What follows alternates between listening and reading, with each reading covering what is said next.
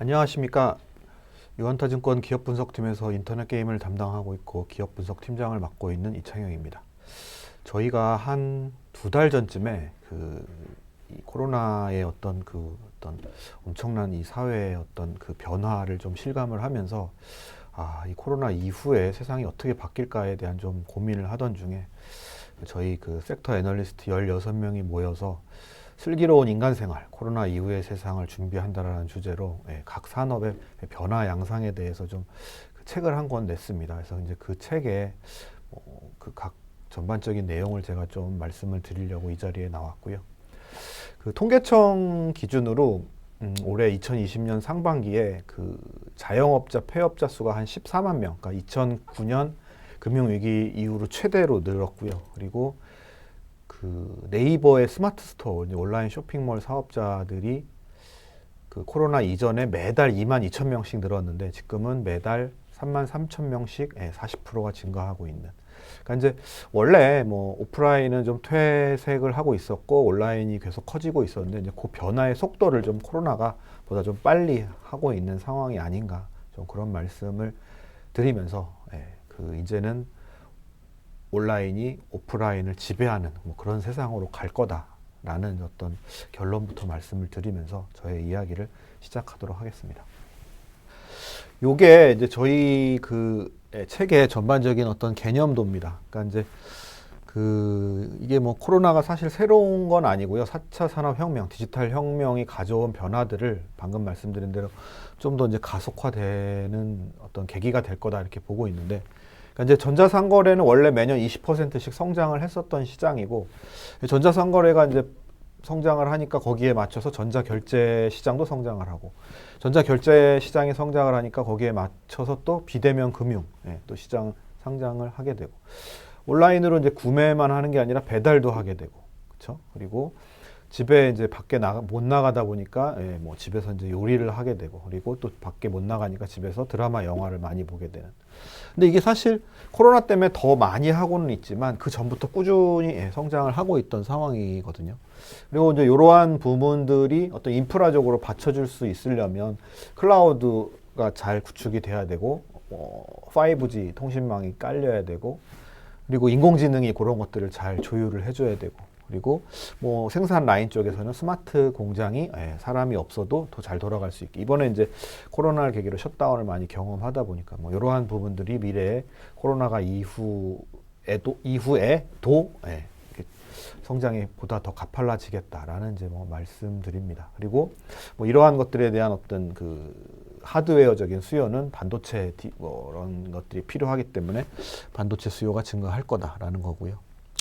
그리고 이제 어찌됐든 뭐 사람이 죽고 많은 사람들이 고통을 당하다 보니까 공공보건 쪽에 투자가 많이 늘어날 것이고, 경기가 침체되니까 제조업이 구조조정을 겪으면서 거기에서 살아남는 기업들은 굉장히 어떤 승자 독식의 어떤 이익을 누릴 것이다. 그리고 어찌됐든 이제 침체된 경제를 다시 부흥하기 위해서는 요즘에 많이 얘기되는 뉴딜에 대한 투자가 일어날 것이다. 그래서 거기에 대한 수혜 업체가 무엇일 것인가, 뭐 이런 이야기들을 전반적으로 각 주제별로 담았으니까, 제가 이제 여기서 뭐 몇 개만 골라서 말씀을 드릴 건데 다 말씀을 상세하게 드릴 수는 없으니까 책을 한번 좀 이렇게 구해서 보시는 게 가장 좋은 방법이지 않을까 이렇게 생각이 듭니다. 일단 최대한 한번 말씀을 드려보도록 하겠습니다.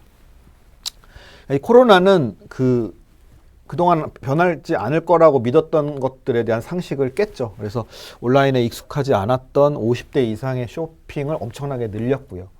근데 이제 그 기저에는 최저임금 발달이라든지 뭐 이렇게 언택트가 이미 우리 사회에 굉장히 깊숙이 들어와 있었었죠. 웬만한 햄버거나 극장 예매는 그 발권은 키오스크로 한다라든지 뭐 이런 부분들이 깔려 있었는데, 이제 훨씬 사회 깊숙이 이렇게 좀 변화를 가져왔다 이렇게 말씀을 드릴 수 있을 것 같고요.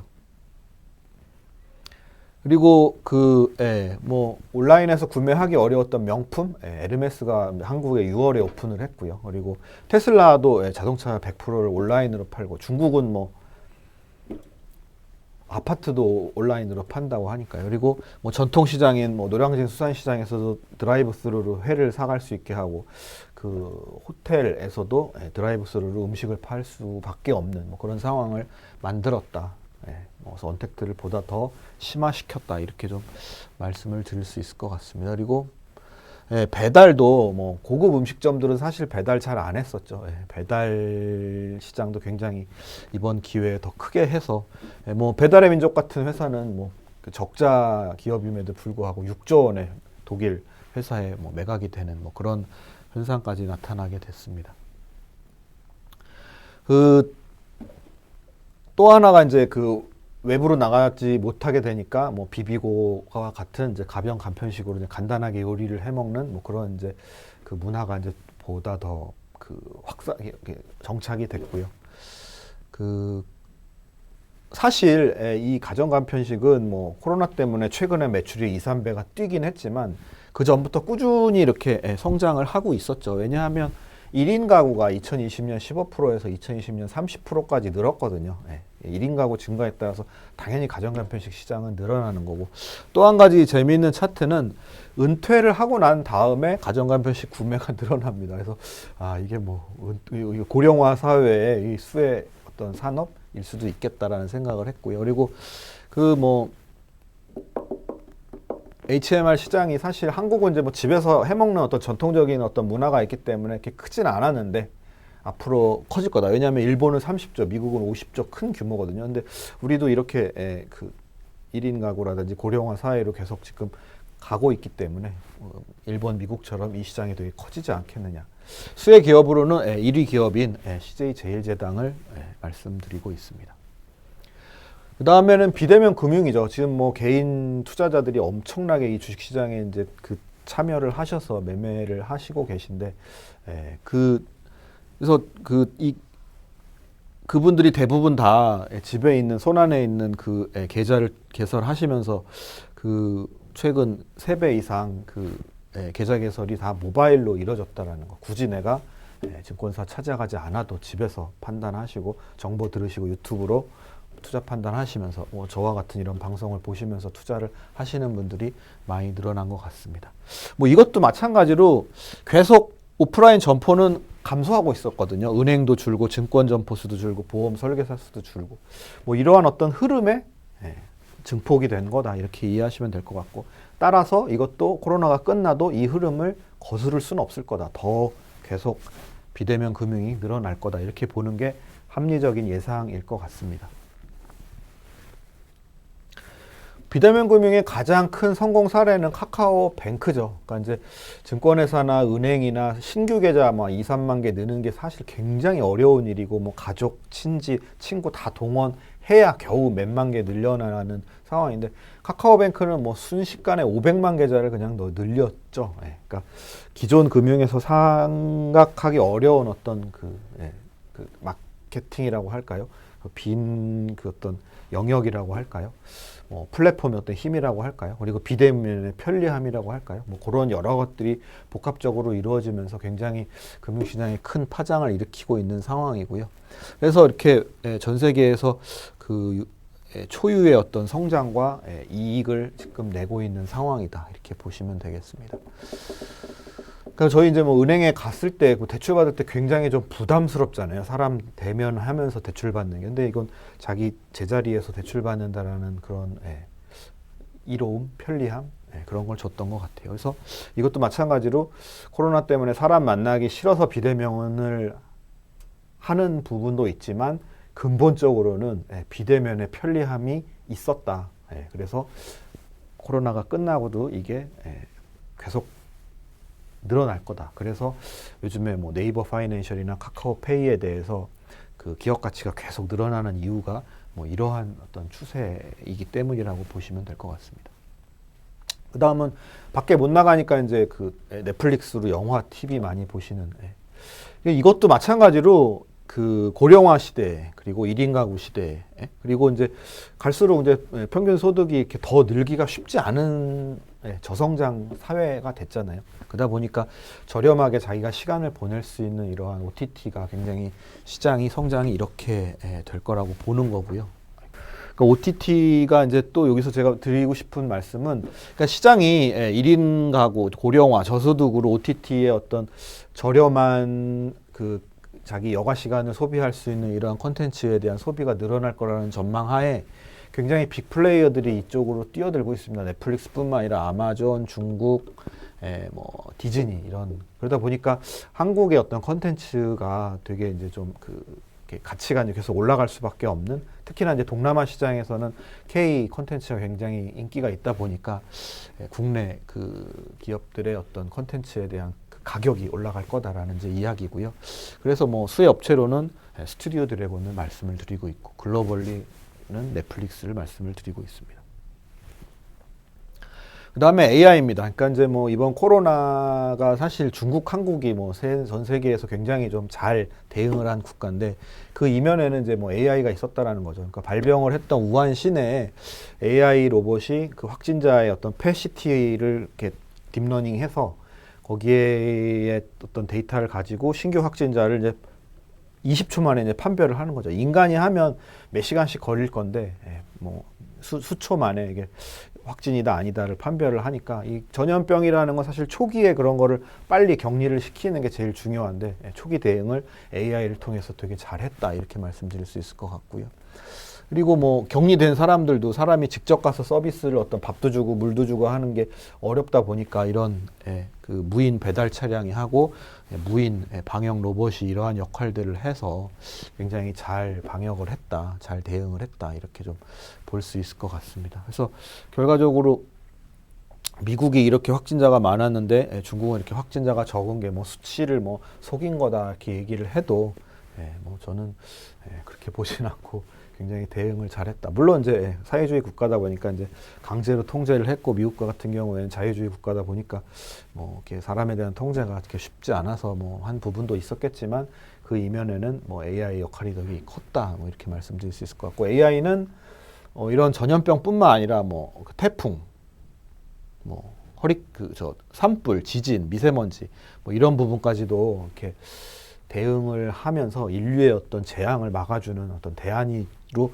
부각이 이번 코로나가 끝나고 나면 되지 않을까 이렇게 보고 있습니다.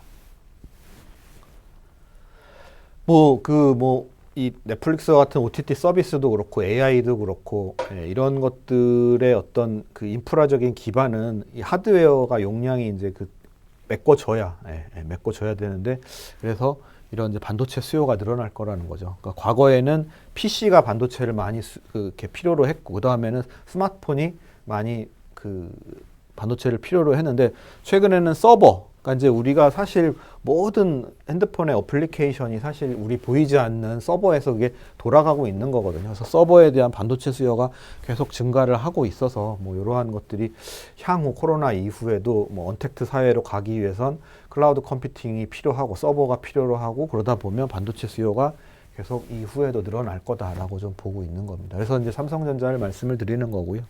그 다음에는 이제 공공의료입니다. 그러니까 지금 뭐 미국이랑 유럽이 제일 타격이 컸잖아요. 근데 그게 이제 그 이면에는 그들이 이제 한 십몇 년 전부터 그러니까 시장주의로 그 공공의료를 이렇게 넘기면서 공공의료가 굉장히 약해졌죠. 보건정책을.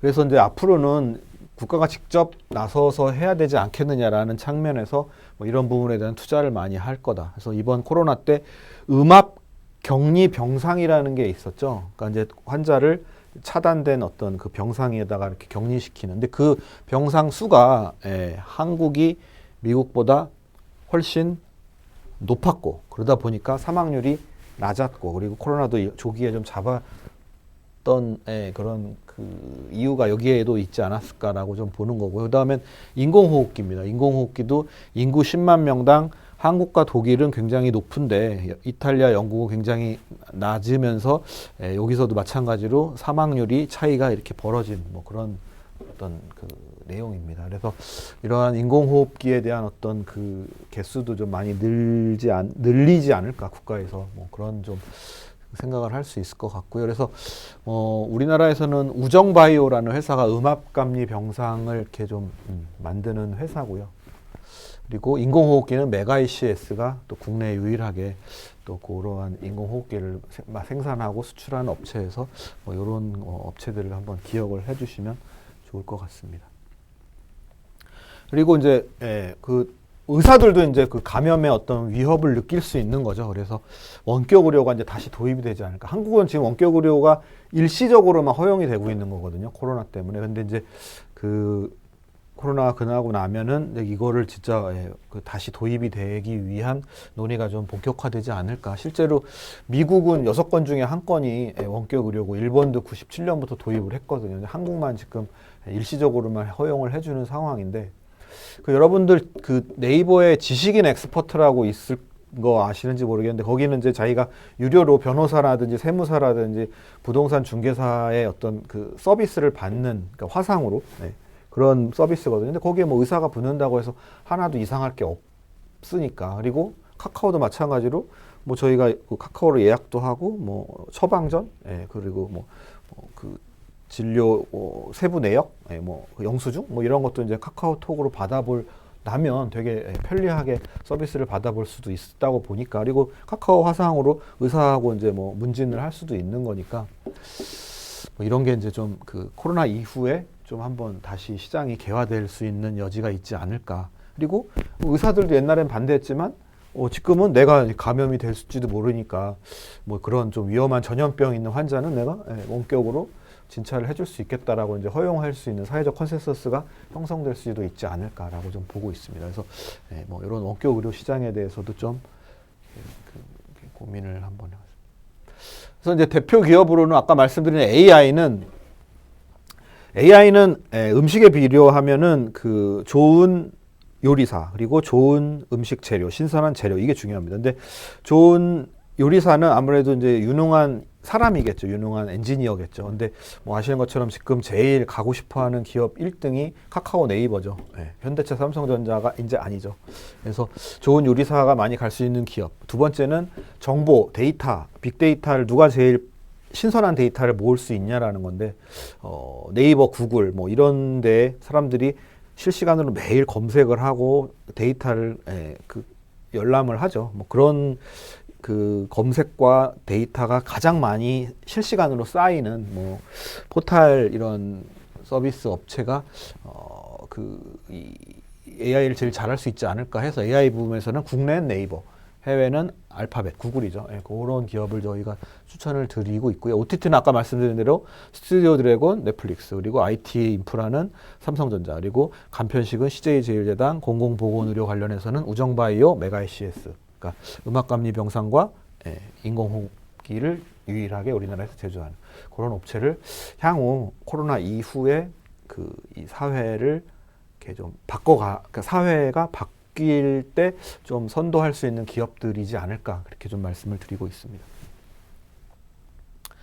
이제 뭐 되게 많습니다. 뭐 코로나 때문에 뭐 이혼율이 늘었다라든지, 맨날 집에 옆에 붙어 있으니까 싸움도 많이 할 거고, 그리고 뭐 코로나가 개인 정보를 이제 계속 뭐 동선도 확인해야 되고 해서 이제 어떤 개인의 정보 프라이버시가 많이 침해될 거다. 그리고 전체주의가 다시 부흥할 거다. 중국이 이제 뭐 사회주의 국가가 코로나를 강압적으로 해서 잘 막았기 때문에 뭐 미중의 어떤 그 관계가 더욱 악화될 거다. 굉장히 많은 이야기가 있는데,